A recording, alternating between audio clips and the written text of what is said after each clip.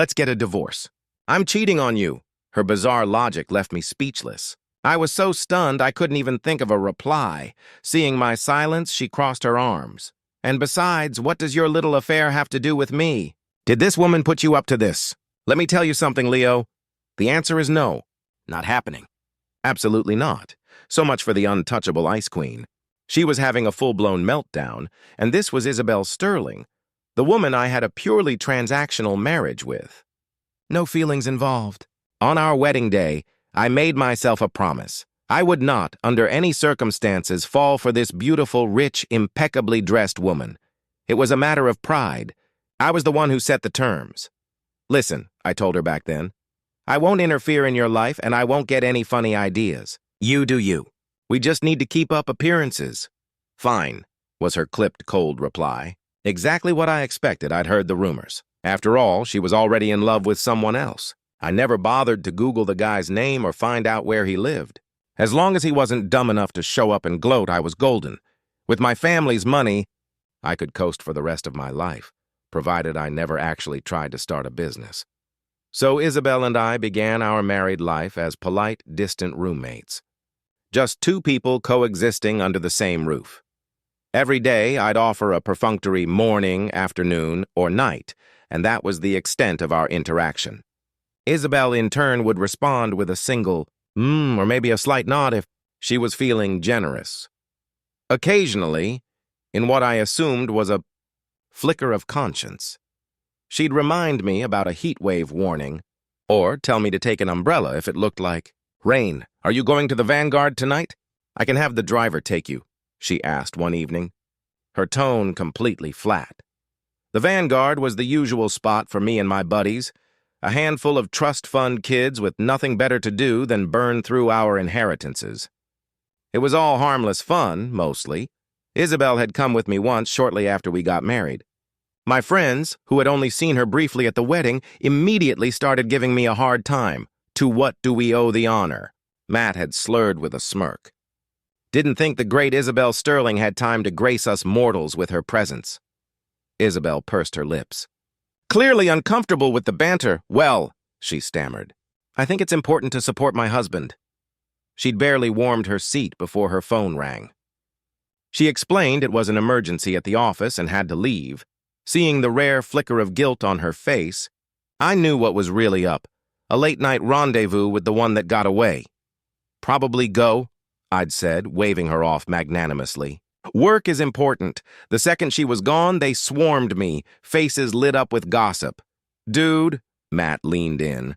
Is she always that cold? Like even at home? I almost spit out my beer. How was I supposed to answer that? We were married, but we hadn't so much as held hands. Our schedules were perfectly misaligned. She was up at 6 for spin class. I rolled out of bed at night. I was asleep by the time she got home from the office. Can we please talk about something else? I said, trying to sound bored. Matt just gave me a knowing, pitying smile. I get it, man. It's cool. We're all in the same boat with these arranged marriages. We do our own thing, but she's got a whole other life somewhere. Hey, you want to call some girls over? A guy like you. The looks, the money. You could have your pick. Yeah, man, another friend chimed in. Live it up while you're young. Don't wait till you're old and can't get it up anymore. They were relentless. A chorus of enablers, promising me the girls were clean, discreet, and professional. My resolve started to crumble. My friends were men of action. Before I knew it, 10 models were lined up in front of me. It was a dizzying sight, all legs and flawless skin. I'd specifically requested no heavy makeup, and they all had a surprisingly innocent look. My eyes landed on one in particular. You, I said, pointing. She was a little shy, and something about her reminded me of Isabelle. The other girls left, disappointed. The one I'd chosen walked over nervously, tugging at the hem of her short skirt. I poured her a glass of wine. She took a delicate sip, the fragrance filling the air. Then she closed her eyes, leaned in, and moved to press her lips to mine. An image of Isabelle flashed in my mind, her cool, perfect face. I flinched and pushed the girl away. Never mind, I said gruffly. You can go. Matt was practically cackling. Seriously, Leo, I pulled some strings to get you actual college students. Don't tell me you've got a problem downstairs. I shot him a death glare. You want to find out? See how much of a problem I have? He just laughed, clutching his stomach and staggering away theatrically. The mood was shot. I went home. Why was I always thinking about Isabelle? Was I really that much of a hopeless romantic? I stared at the wedding photo on my nightstand. She was actually smiling in it, a rare, faint curve of her lips, but looking at it now it seemed forced. It was strange. Isabelle Sterling was a legend in the financial world. Came from old money, double PhD from Stanford, took over a division of her family's company and turned it into a powerhouse. It was like she had a crystal ball. Every move she made turned out to be spectacularly right, and on top of all that, she had the kind of face that could launch 1,000 ad campaigns even without a stitch of makeup. The only thing I couldn't figure out was why she'd married into my family. Sterlings and the Hayeses had barely moved in the same circles, and my family's fortune, while still massive, had been on a slow, steady decline for years. We had a bad habit of getting into every new industry just as the bubble was about to burst. The rumor was that her grandfather had arranged the whole thing. After running the scenario through my head 1,000 times, I'd landed on a theory. Isabelle needed a respectable, stable marriage as a cover so she could carry on with her true love in secret. For me, the deal was a win-win. The alliance with the Sterlings was a lifeline for my family's company. The only downside was seeing Isabelle's face every day. It stirred things in me I was trying to suppress, especially in the mornings when she'd be in the foyer, dressed in a sharp blouse and pencil skirt, pulling on a pair of black stockings before stepping into her heels. In those moments, I finally understood how perfectly normal guys could snap and end up doing hard time. Having that walking in front of you every day, it was inhuman. No, I was getting the short end of the stick here. One day, she and her secret lover would go public, and I'd be left with nothing. I had to at least collect some interest on this investment. So, on our second anniversary, I hatched a plan. I gave the housekeeper the night off. I set up a candlelit dinner. I scattered rose petals from the front door all the way to the bedroom. It was going to be a night of seduction, a grand, sweeping romantic gesture. The sound of the key in the lock made my heart pound against my ribs. Isabelle walked in, and for a split second her eyes lit up. I thought, this is it. It's working. Then her face hardened. What is all this? She asked, her voice laced with disdain. Her brow was furrowed. That was definitely not the look of someone who was pleased. The sheer force of her disapproval left me tongue-tied. She took a deep breath. If you're done, get some rest. I'll have the housekeeper clean this up tomorrow. I have to get back to the office. Over the past 2 years, the Hayes and Sterling corporations had become deeply intertwined.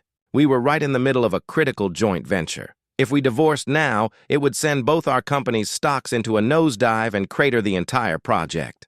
The financial fallout would be catastrophic. I slapped my thigh. Damn it, I'd miscalculated. Of course she'd refused. She was a brilliant businesswoman.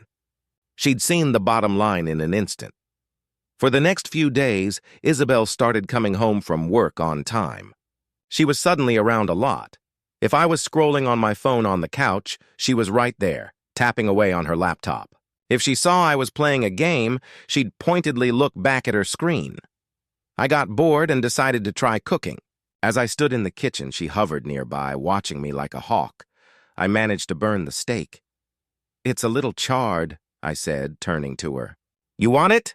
She looked like she was about to bite through a nail. You only offer me the food you ruin. Fine, I said, and moved to scrape the blackened mess into the trash. She lunged forward, grabbed my hand, dumped the steak on a plate, and started tearing at it with her fingers. I thought you said you didn't want it. If she can eat your cooking, why can't I? I had a feeling she was picturing the non-existent other woman as she chewed that burnt piece of meat. Weirdly, it was kind of attractive. That night, I had just settled in bed when I felt the mattress dip beside me. Instinctively, I scooted away. I glanced over and met Isabelle's wounded gaze.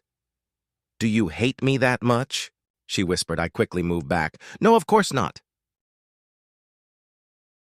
I had no idea what to say next, so I just turned off the light. In the darkness, I felt her shift closer, our arms brushing against each other. A wild part of me was praying she'd just pounce on me and we could settle this once and for all. Instead, the night passed in total silence. When I woke up, she was gone. A note was on the nightstand. Office emergency. Wait for me. She had her life. I had mine. It worked, but what was my life exactly? That morning I got a text. Leo, it's Chloe. Could we meet? Chloe? Who? Oh, right. Chloe Miller. The model from that night. The quiet, shy one who looked like a supermodel trying to pass for a college kid. I called her. She picked up immediately, her voice bright with excitement. Leo, you called. I got into Colia. I wanted to thank you. I couldn't have paid my tuition without the money you gave me. As we talked, I got the whole sad story. Gambling dad. Sick mom. A family in pieces. That night at the lounge had been supposed to be her first time. When I'd sent her away, she'd started to cry right there in the dim light. Please, sir, she'd begged. If you send me back, they'll keep my deposit. I won't be able to survive. So I paid her for the night and told Matt to make sure she got home safe. And now, just a few weeks later, she was starting at an Ivy League school. She said she wanted to see me one last time before she left for the semester. How could I say no? We agreed to meet at a Starbucks. When I got there, I realized it was on the ground floor of Isabelle's office building. I remembered she didn't drink coffee, so it was probably safe. Wait, why was I still thinking about that? We were getting a divorce. I pushed open the door and saw Chloe sitting at a table by the window. Sunlight streamed in, catching her in a halo of light. She was wearing a simple sundress but couldn't hide her long legs or the vibrant, youthful energy she radiated. I felt old. Leo, what do you want to drink? My treat, she said, her cheeks flushing. I glanced at the menu and picked the cheapest thing. A plain black coffee. She shook her head quickly. Oh no, please get something else. I have 3 part-time jobs now. You don't have to get the cheap one. I feel bad enough asking you to meet me here. Her voice trailed off. I gently tapped her on the head. It's not about the money. I actually like this one. And stop with the formal stuff. It's weird. Just call me Leo. Her eyes lit up. Really? Okay, Leo. I smiled and nodded, and then suddenly felt an intense prickling on the back of my neck. Leo. I turned. It was Isabelle. Her face was a thundercloud, dark and stormy. Behind her stood a few people in sharp suits, her corporate lieutenants, I guessed. My heart started hammering. I felt like a kid caught with his hand in the cookie jar. Isabelle strode over to our table and leaned in, whispering fiercely in my ear. Play along! My team is watching. Give me some face. I glanced over at her entourage. Their faces were practically screaming gossip. The second our eyes met, they all looked away. We weren't divorced yet. I couldn't blow this up. I nodded. I realized Isabelle was staring daggers at Chloe. This is Chloe Miller, I stammered. Oh, a friend of mine. A friend? A triumphant, predatory smile spread across Isabelle's face. She leaned forward so only the 3 of us could hear. You hear that, sweetie? You're just a friend. A platonic friend. Leo still comes home to me at night, and don't think that little schoolgirl act is fooling anyone. How much will it take for you to leave him alone? The words hung in the air. I was stunned. Chloe was horrified. She looked at this woman acting like a mother hen protecting her chick, and turned bright red. I wasn't trying to fool anyone, she whispered, eyes welling up. I just wanted to thank Leo. Tears started to roll down her cheeks. I couldn't stand it. Isabelle, what the hell is wrong with you? Apologize to her, now. Isabelle stared at me aghast. Leo, can't you see what she is? She's a snake. I don't care if she's a rattlesnake. Apologize or I'm leaving with her. No, fine, I'll apologize, she yelled, grabbing my arm. She turned to Chloe. I'm sorry. The words were barely out of her mouth before she seemed to reconsider. Wait, why am I apologizing? She's trying to steal my husband. Why do I have to say I'm sorry? Chloe finally understood what was happening. She bowed her head quickly. It's okay. It was all a misunderstanding. I should go. Bye, Leo. She stood up, and as she passed, discreetly pressed a small box into my hand. After Chloe left, Isabel's 5 employees were still lingering, looking like they wished they had popcorn. I sat down. Trying to act casual, I thought you were buried in work. What are you doing drinking coffee? For some reason, Isabel's mood seemed to have lifted. Finished early. Thought I'd treat the team. She waved them over. Order whatever you want. It's on me. My husband and I need to talk for a minute so you can just hang out. Her team started gushing. You and Mr. Hayes are so cute, Miss Sterling. Thank you so much. We won't hold back. I shook my head. Don't thank me. I'm not paying. Then I stopped. Isabel's money was technically our marital property, so, in a way, I was paying. We're so jealous, Mr. Hayes, one of the women said. Miss Sterling talks about her husband at the office all the time. All right, that's enough, Isabelle said, shooing them away with a smile. Go order before you wear out your welcome. But I was stuck on what that employee had said. Isabelle talked about me at work. No, wait. She'd said Isabelle talks about her husband, but the rumor was she was in love with someone else. Her husband could be a code word for him. My good mood evaporated. I stared at Isabelle. You brought the guy you're in love with into your company. She looked completely taken aback. I must have hit a nerve. I had someone look into it. I knew about her private conversations. How she told her inner circle she was in love. She was a notorious loner who rarely made friends. The only person she'd ever been close to was a guy in college. I'd heard she'd even been his angel investor for a startup. They'd won some national entrepreneurship competition together. I'd even seen a photo of them. A handsome, clean-cut kid who looked great next to her. If her grandfather hadn't forced her to marry me, they'd probably be married by now. The thought soured everything. Even if she was talking about me at work, it was probably just for show. A way to add some spice to their secret affair. I stood up abruptly. Isabelle, that's going too far. She blinked, then clasped her hands together like a penitent child. I'm sorry. I was wrong. Her quick apology disarmed me, and I sat back down. What exactly were you wrong about? She asked timidly. Leo, I swear I haven't brought anyone into the company. Besides, aren't you the one who's cheating? She glanced in the direction Chloe had gone, her brow furrowing. Was it her? Did that girl tell you lies about me? I knew I shouldn't have let her go. She turned back to me, her expression pitiful. Do you really like her that much? You believe everything she says, but you won't believe me. She closed her eyes as if making a painful, momentous decision. When she opened them again, they were red-rimmed. Fine, she said, her voice shaking. I can compromise, but I have to be the first wife. I choked, spraying a mouthful of coffee across the table. What was that? What did she think this was about? Was I giving off some kind of polygamous vibe?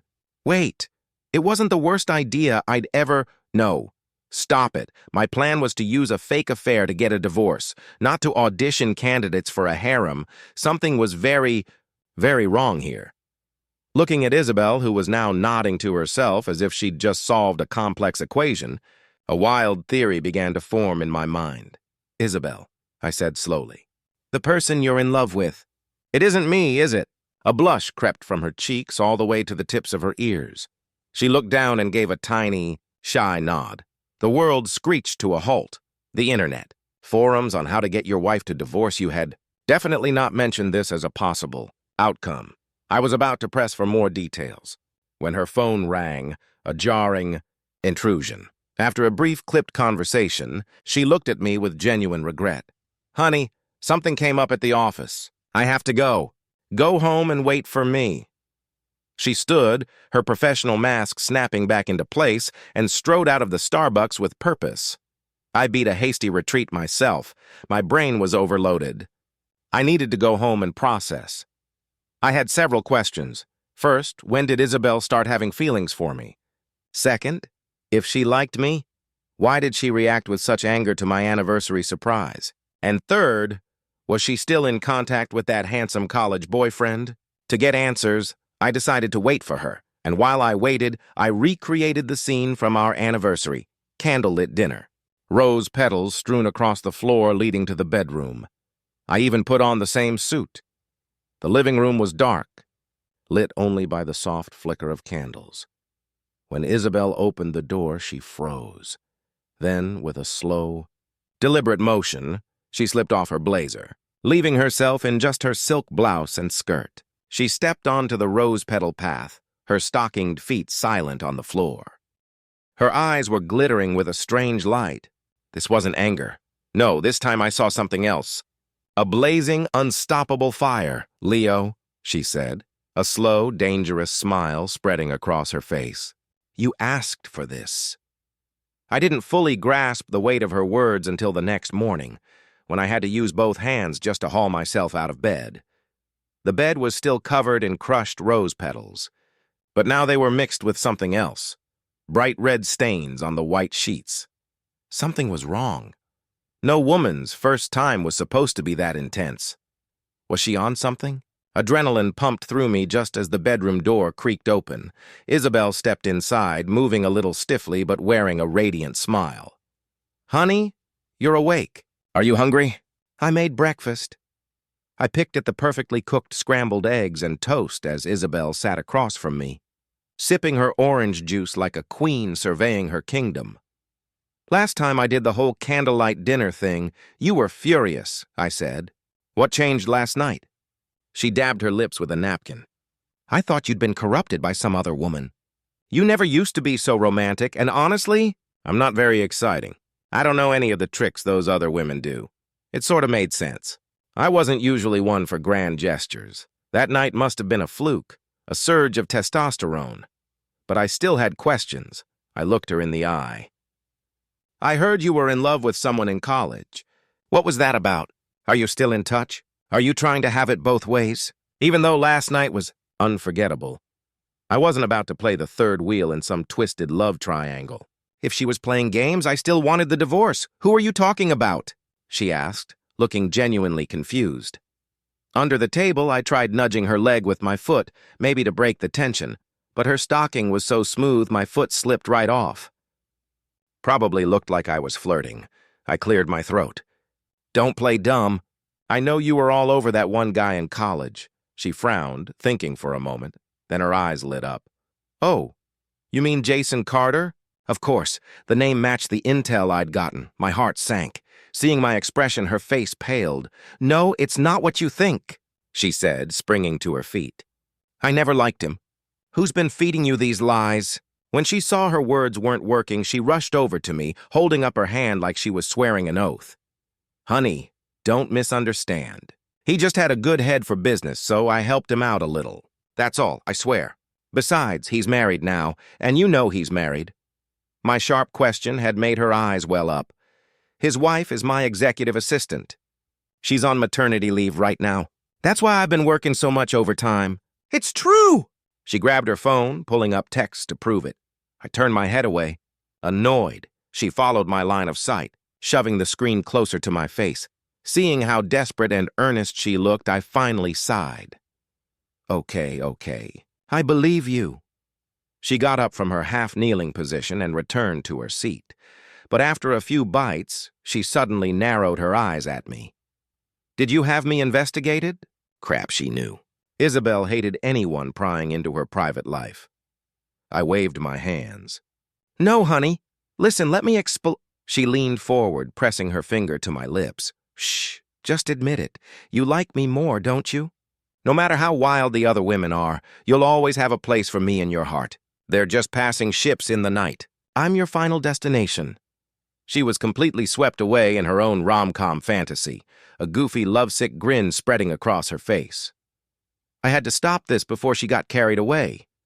Actually, I said carefully, I wasn't cheating. I thought you didn't like me, so I made it up as an excuse to get a divorce. I was afraid that if I stayed, I'd fall too deeply in love with you to ever get out.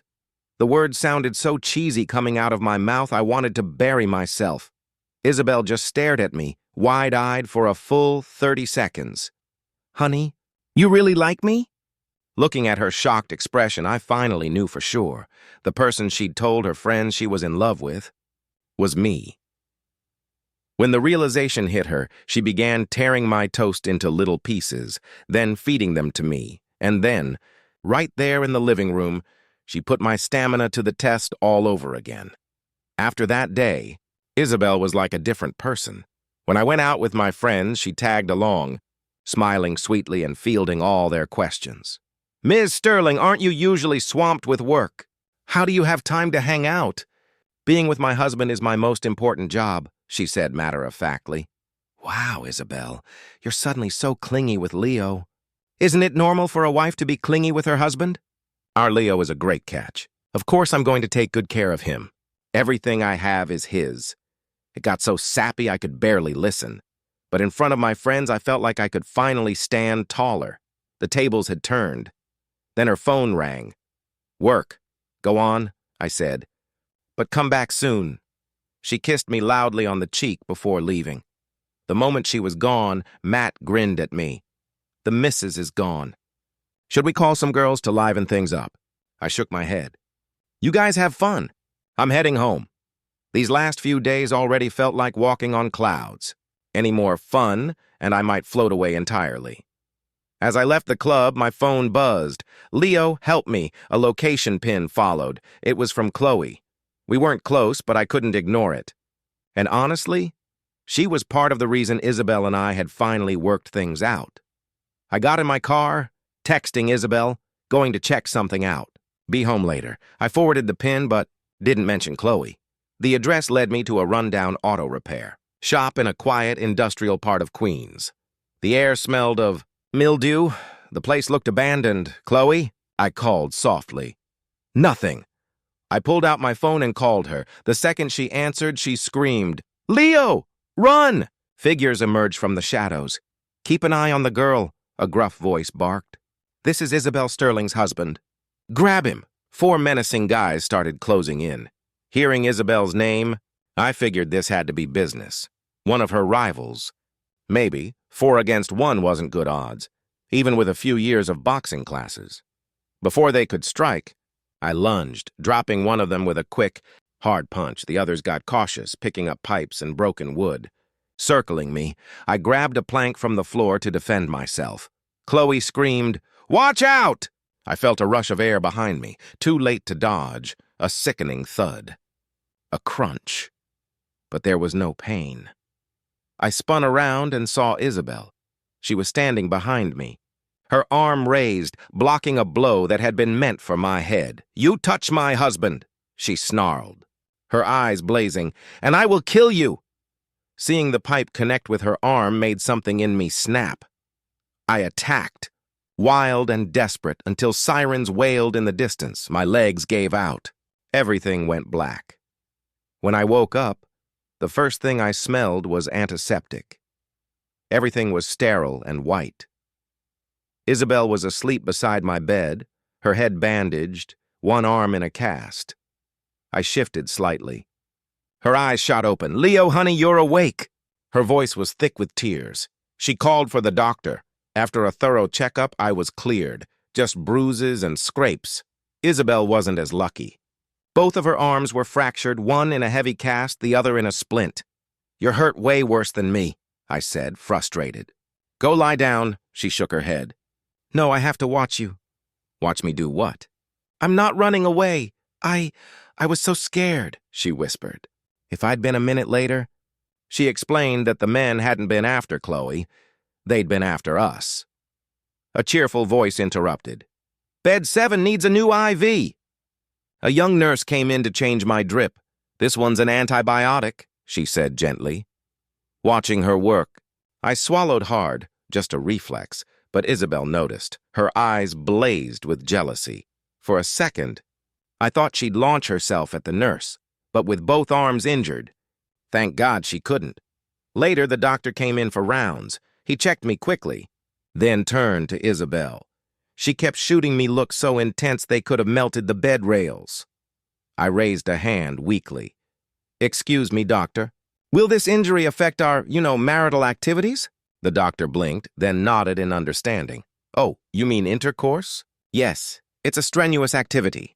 Could easily cause the fractures to shift. And frankly, as a husband, you should be more concerned about your wife's recovery than that." I turned to Isabelle, serious. "You heard the man. Doctor's orders." Her face fell. "Fine." After the doctor left, her expression softened. "Honey," she said quietly, "I'm so sorry. All I ever did was work, make money. But now I see all my money is useless. I gave her a look. What do you mean your money? Where did you get money? She frowned. From my company, of course. And who are you earning that money for? For you. So how did money you earned for me become your money? Because I gave it all to you. Why would you need to give me my own money? Well, then I won't give it to you. Why would you withhold my own money from me? Her brain seemed to short-circuit. She made a move to lunge at me. I quickly raised my hands. Whoa, doctor's orders. Bed rest, we need to rest.